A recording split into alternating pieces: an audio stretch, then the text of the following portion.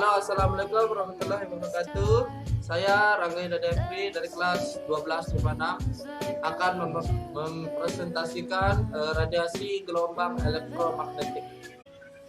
Pembahasannya radiasi elektromagnetik dalam dan proses pembentukan, spektrum gelombang dan manfaatnya, sumber-sumber radiasi elektromagnetik, manfaat radiasi elektromagnetik, dan bahaya radiasi elektromagnetik. Radiasi elektromagnetik adalah kombinasi medan listrik dan medan magnet yang berosilasi dan merambat melewati ruang dan membawa energi dari satu tempat ke tempat yang lain. Cahaya tanpa adalah salah satu bentuk radiasi elektromagnetik. Penelitian teoretis tentang radiasi elektromagnetis disebut elektrodinamika. Subbidang elektromagnetisme. Gelombang elektromagnetik ditemukan oleh Heinrich Hertz. Gelombang elektromagnetik termasuk gelombang transversal. Gelombang radio, spektrum gelombang elektromagnetik yang memiliki panjang gelombang terbesar dan frekuensi terkecil. Gelombang ini dihasilkan oleh elektron pada kawat penghantar. Elektron tersebut nantinya akan menghasilkan arus bolak-balik pada kawat. Gelombang radio dipancarkan melalui transmitter atau antena pemancar dan diterima oleh receiver, antena penerima.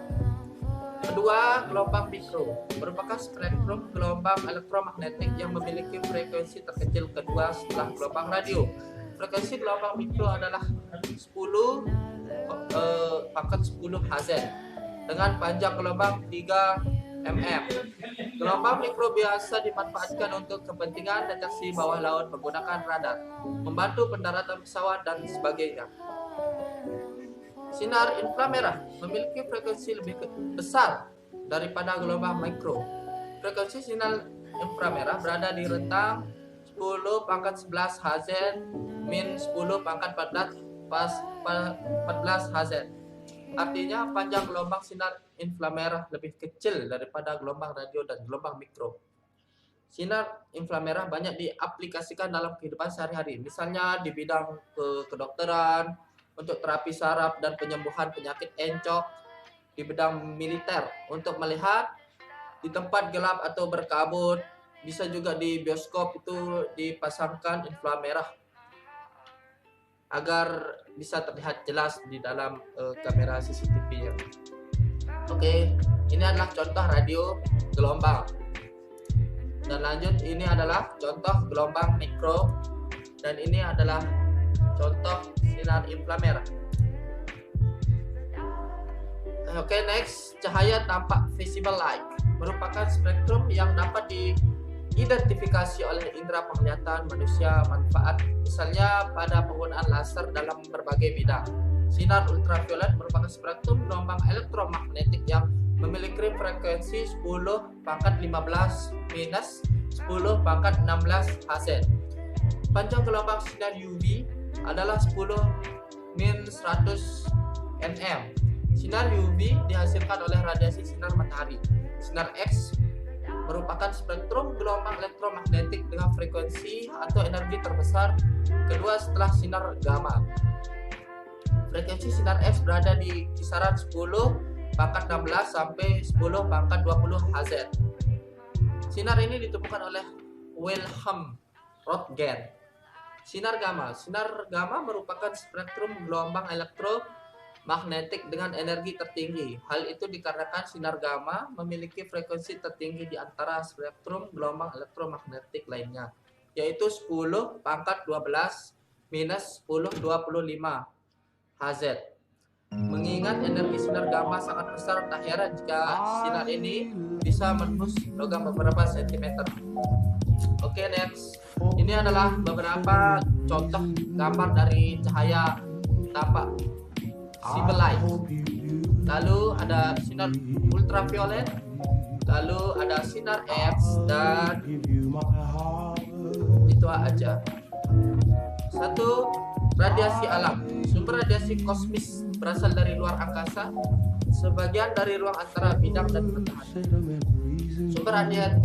sumber radiasi terrestrial secara natural dipancarkan oleh radionuklida di dalam kerak bumi. Sumber radiasi kosmetik, sumber radiasi kosmik. Sumber radiasi ini ada di dalam tubuh manusia sejak dilahirkan dan juga masuk ke dalam tubuh melalui makanan, minuman, pernapasan atau luka. Oke, kita next. Sumber radiasi buatan seperti zat radioaktif, pancaran alfa, pemancaran beta, pemancaran gamma. Sinar X, sinar röntgen adalah salah satu bentuk dari radiasi elektromagnetik dengan panjang gelombang berkisaran antara 10 nanometer ke 100 picometer dan memiliki energi dalam rentang 100 eV min 100 ke V. Akselerator adalah alat yang dipakai untuk mempercepat gerak partikel bermata seperti elektron, proton, inti ringan, dan inti atom lainnya. Reaktor nuklir ada suatu tempat atau perangkat digunakan untuk membuat, mengatur, dan menjaga keseimbangan reaksi nuklir berantai pada laju yang tepat. Oke, kita next lagi. Gelombang radio untuk komunikasi radio, satelit, dan lain hal. 2. Gelombang mikro, pemanas microwave, komunikasi radar, gelombang radar. 3. Gelombang inframerah, contohnya remote control, terapi fisik, topografi daerah dan alam, memotret dalam kabut. 4. Sinar tampak, membantu penglihatan mata menggunakan sinar laser. Dan 5. Sinar ultraviolet, kehasilan tanda tangan di bank, fotosintesis tumbuhan, pembentukan vitamin D. 6. Sinar X, memeriksa barang di bandara, analisis struktur bahan, memotret organ dalam kedokteran, mendeteksi keretakan dalam logam. Dan 7. Sinar gamma, terapi kanker, sterilisasi makanan, pembuatan varietas tanaman unggul, mendeteksi keretakan dan mengurangi populasi hama. Ya, kita lanjut. 1. Laptop dan perangkat WiFi. Perangkat ini ternyata selain memberi manfaat juga sangat banyak juga bahayanya untuk kesehatan kita. Beberapa bahaya yang ditimbulkan radiasi elektromagnetik ialah menyebabkan nyeri pada kepala, menyebabkan insomnia, mual-mual, kerusakan kromosom, mengurangi konsentrasi, menurun memori otak, memicu kanker. Itu adalah 6 dampak negatif dalam laptop dan perangkat WiFi. 2. Handphone. Sudah banyak sekali penelitian tentang bahaya radiasi elektromagnetik dari handphone. Terdapat 4 akibat yang terkenal, yaitu mengurangi produksi sperma, ibu hamil dan anak-anak. 3. Mengganggu ingatan manusia. 4. Menyebabkan kanker otak. Kita lanjut. 3. Komputer. Perangkat komputer juga sering kita gunakan dan menyebabkan berbagai bahaya yang akan timbul, antara lain rabun mata, katarak, epilepsi. Dan yang keempat, televisi. Televisi merupakan piranti yang sering digunakan sebagai tempat berkumpul dan bercengkraman bersama keluarga tercinta. Tanpa kita sadari, ternyata televisi juga memiliki dampak yang tidak baik bagi kesehatan, yaitu sinar biru yang dihasilkan oleh layar televisi dapat menimbulkan luka fotokimia pada retina mata.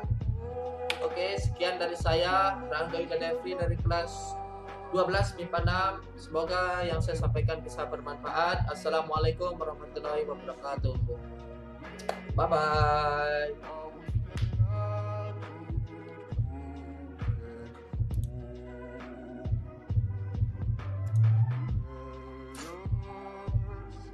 Stop record ya.